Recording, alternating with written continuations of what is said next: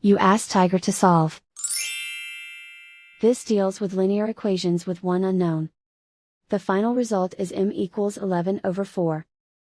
Let's solve it step by step. Simplify the expression. Expand the parentheses.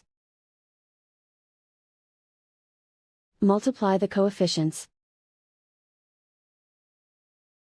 Simplify the arithmetic.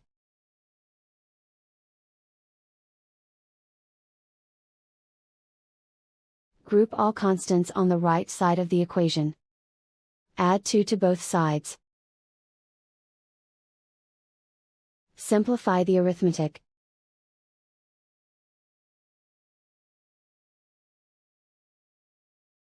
Isolate the m. Divide both sides by 8. Simplify the fraction.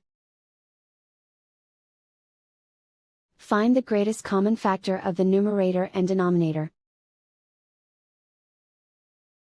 Factor out and cancel the greatest common factor. And so the final result is m equals 11/4.